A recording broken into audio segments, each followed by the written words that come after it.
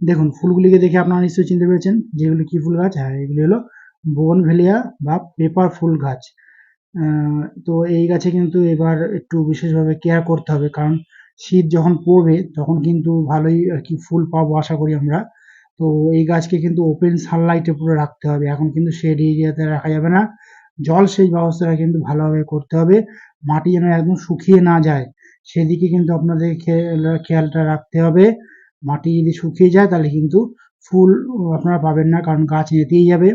এরপরে বলি সানলাইটটা আপনারা সকাল থেকে বিকাল পর্যন্ত পাই সেরকম জায়গায় আপনারা রাখবেন।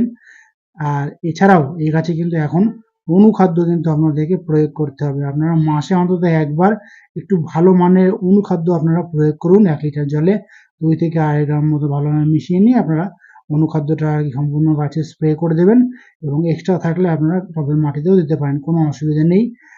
এরপরে বলি এই গাছে কিন্তু একটু খোল ভেজানো জল এখন একটু মোটা করে মানে গাঢ় করে দিতে হবে, তা নাহলে কিন্তু গাছের সমস্ত রকমের খাদ্য চাহিদা পূরণ হবে না। তো এই গাছে একটু গাঢ় করে খোল ভেজানো জল আপনারাও দেবেন, আমিও দিয়েছি।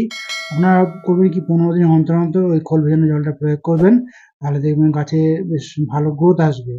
আর এছাড়াও একটি রাসায়নিক খাবার কিন্তু প্রয়োগ করতে হবে, যাদের কাছে ১০-২৬-২৬ আছে তারা মাসে অন্তত ৩ বার ১০-২৬-২৬ টবের কাঠ বরাবর খুঁড়ে টবের মাপ অনুযায়ী আপনারা দিয়ে দেবেন।